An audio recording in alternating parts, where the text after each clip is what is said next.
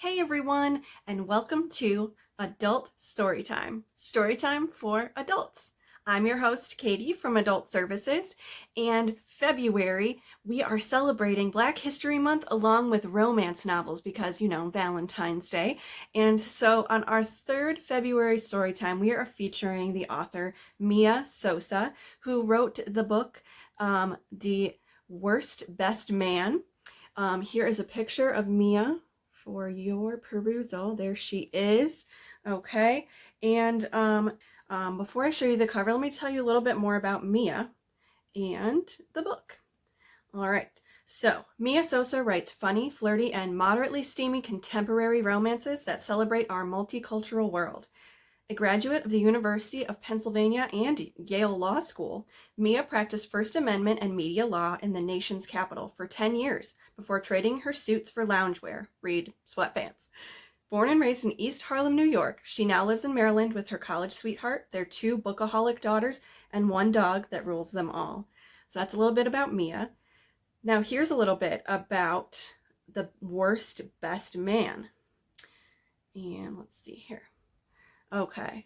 One of Oprah Magazine's 21 romance novels that are set to be the best of 2020, EW's 20 new books to read in February, and Pop Sugar's 25 brilliant new books hitting shelves, a library reads pick for February, and Amazon Best Romance of the Month. And that was last year for 2020. Mia Sosa delivers a sassy, steamy, #own voices enemy to lovers novel, perfect for fans of Jasmine Guillory, Helen Hong, and Sally Thorne, which they were also mentioned in our last story time. So here's a brief synopsis. A wedding planner left at the altar? Yeah, the irony isn't lost on Carolina Santos either. But despite that embarrassing blip from her past, Lena's offered an opportunity that could change her life. There's just one hitch. She has to collaborate with the best, make that worst, man from her own failed nuptials. So let's get started with a little bit of reading so we can get a taste. Now I would give The Worst Best Man, I would give a 4 fire emojis out of 5. It's a little less steamy, but still quite steamy when it does get steamy, if you know what I mean. So without further ado, let's do a little reading and see how we like this one. We are going to start a little bit past the inciting incident of the jilted at the altar type wedding, and we're going to move forward a little bit to where our characters meet again. So here's the cover, The Worst Best Man. Very cute. I love the cover. And we're going to start at chapter 4. Now there's some swearing in this book. I am going to censor the swears, but just so you know, if you check this book out, which is available on Hoopla, whoop whoop, you're in for some F words and some, other choice language. So, along with the romance. So here we go, chapter 4. P.S. Each chapter switches perspective, which is kind of fun. So we get Carolina's perspective, and then we get Max's perspective as well. So they're kind of both figuring this situation out. All right, so here we go. Chapter 4, Lena. Note to self: a dozen glazed donut holes can work wonders on your disposition. Amen. After an evening of binging on TV and sweets, I greet the new week with optimism and a plan, one that includes an early morning meeting with Rebecca Cartwright. Now more than ever, I need to cultivate my contacts and keep my eyes peeled for new business opportunities. So when I contacted her last night and she offered to see me first thing this morning, I jumped at the chance. According to the quick research I did during the metro ride here, the Cartwright is one of 3 boutique hotels owned by the Cartwright Group. The flagship location is in the District. The other 2 properties are in Northern Virginia. Side note, this takes place in Washington, D.C. In another life, this building housed a bank, and remnants of its austere beginnings, such as the large white columns that flank its breathtaking entrance, complement the simple yet eclectic interior design. Thanks to a massive skylight in the center of the circular lobby, the marble floors gleam, and the sun's rays highlight every detail, from the abstract art adorning the textured walls to the steel lines of the contemporary furniture. It all comes together to give the hotel an upscale yet unpretentious vibe. The sound of Rebecca's heels enters the space before she does. As she approaches, her tinny voice floats through the room. "Lena, thanks so much for coming to see me on such short notice." I rise from the sleek yellow leather couch and extend my hand. Her grip is firm, but not overpowering. We make eye contact for the customary few seconds and pump our clasped hands 3 times. I bet we both attended business etiquette workshops in high school. "It's good to see you again, Rebecca." "Let's sit for a minute," she says, gesturing to a small table by a window, the hustle and bustle on New Hampshire Avenue audible just beyond the pane as we settle in. "So here's the deal. We're rebranding in several areas, one of them being wedding services. I've been searching for a wedding planner to direct this new vision for our hotels, serve as its public face, and plan weddings, of course. You impressed me on Saturday. So much so that I'd like you to put yourself in the running for the position, assuming the thought of directing wedding services for a Forbes 5-star rated hotel with an award-winning restaurant appeals to you." I'm stunned, but I manage to drum up a decent question. "You're not looking for someone to direct general event planning, right?" She smiles and nods. "Right. I'm looking for someone to focus on weddings and build our brand in that specific area." "Okay, got it." I wipe my palms on my skirt and puff out a short breath. "Another question, then. I currently work with an assistant. She would need to be part of any venture I consider. Is that possible?" This time Rebecca's nod is even more vigorous. "If we offer and you accept a position as director of wedding services, you'd be authorized to hire your own select staff. If that means hiring your current assistant, I'd have no problem with that. I'd authorize $50K for a full-time assistant." "And my salary?" "Oh, double that," she says. "For work at all 3 hotels, of course." Inside, I'm flailing like Kermit the Frog. $100,000? Holy S! Is this really happening? I want to squee, but I contain my excitement as I process the possibilities. If I land this job, my lease problem wouldn't even matter anymore. I'd be moving into larger, cozier digs at the Cartwright, and doubling my income too. This is the break I never imagined I'd get, and my mother and Tia's would be ecstatic. But I can't get ahead of myself just yet. I'll need to keep looking for alternative office space in case this doesn't work out. Still, am I going to try to get this gig? Yeah. You'd like me to interview for the position? Today? Until now, Rebecca's navigated this interaction confidently, but in this moment she seems less assured, her hands flitting around as though she's nervous.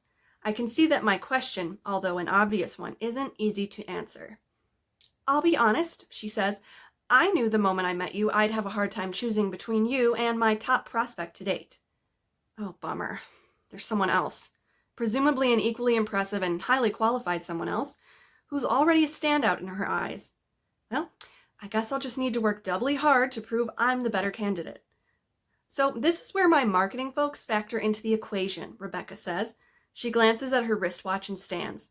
"Let's move to one of our conference rooms. We can talk more there." I jump up from my seat, a bundle of energy waiting to be unleashed, then force myself to simmer down. "Sure, after you." Rebecca strides down the hall, her upper body twisted around so she can face me. "It just so happens that my talented marketing people are visiting today. I figure we can all get together in the conference room and I can further explain my proposition and get them up to speed in one meeting. They'd be heavily involved in helping you present your ideas, and I think you'll get along with them splendidly. You sound okay to you?" "Sounds great." Rebecca leads me into a meeting room and motions to a seat at the head of a glass conference table. "Make yourself comfortable. Do you need anything before we begin? Coffee? Water?" If there's one thing I do well, it's going an entire day without drinking a single ounce of fluid.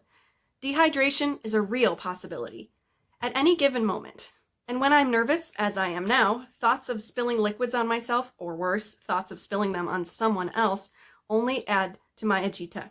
So no, I don't want anything to drink. Pasting on a measured smile in the hopes of projecting confidence, I settle into the chair and smooth my hands over the front of my pencil skirt. "I'm fine, thank you." Rebecca, who's been leaning against the threshold, straightens. "Oh, great. I'll grab the guys so we can get started. Back in a sec." Now that I'm alone, I take in my surroundings, scanning the space for a focal point to latch onto during the meeting, should I need to calm my nerves. It's a trick I've used since college, when I realized that my mother's old advice about picturing everyone in their underwear wouldn't work for me. Back then, I'd get caught in guessing which brands my classmates and professors were using, which styles they'd favor, and so on. There's nothing worse than imagining your econ professor in a plaid tie and leopard print thong. Nothing. My gaze is immediately drawn to a bronze sculpture of a phoenix rising on the only credenza in the room. That'll do. And I imagine I will need it. Rebecca can't fool me with her business casual attire and friendly demeanor. Every step of this process is part of my interview, and the marketing people she nonchalantly referred to as the guys will either help or hurt my chances of landing this once-in-a-lifetime opportunity.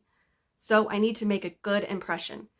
If I demonstrate my expertise and convince them of my competence, maybe they'll go the extra mile for me.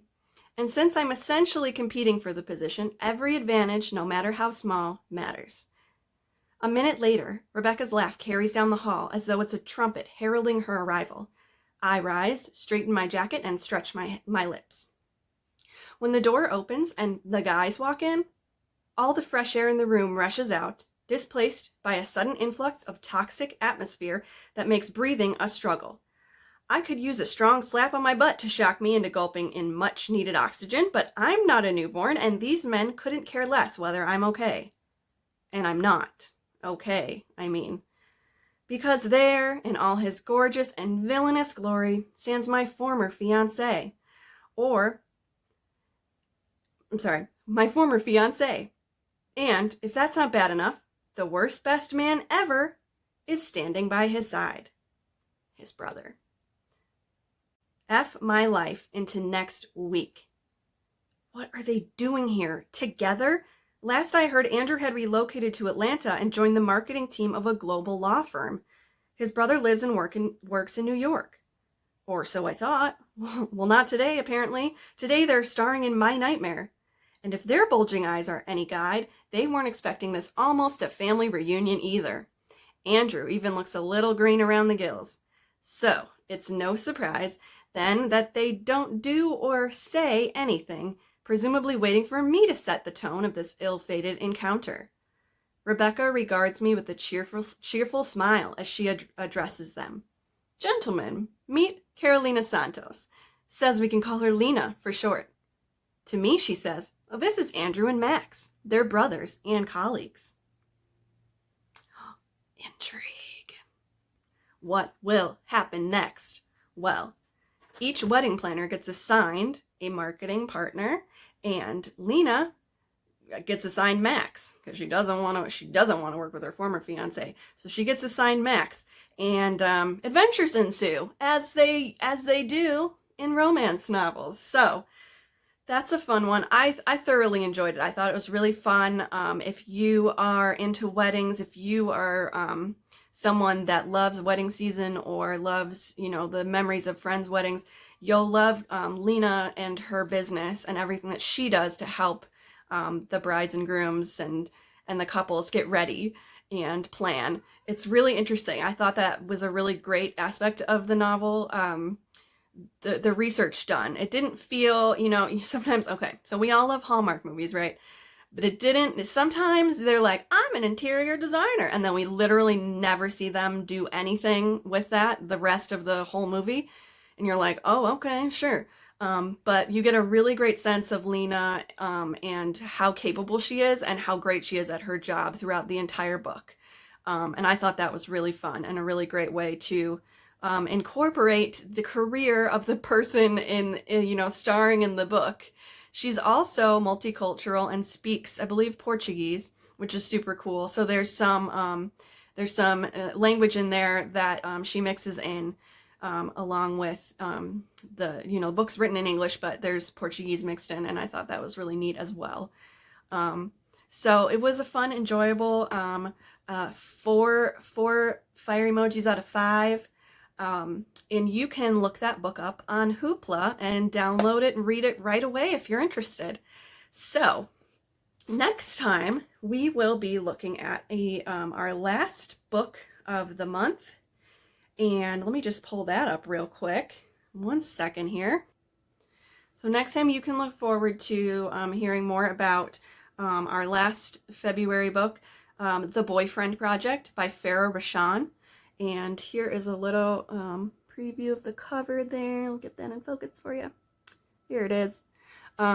So that one should be fun. It's a part of a series. The second book is coming out later this year as well. So more to look forward to there. But I really hope you enjoyed that little preview of The Worst Best Man by Mia Sosa.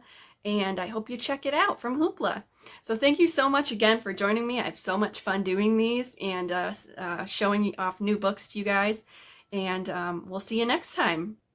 Stay healthy, stay safe, and have a great rest of your day. Bye, guys.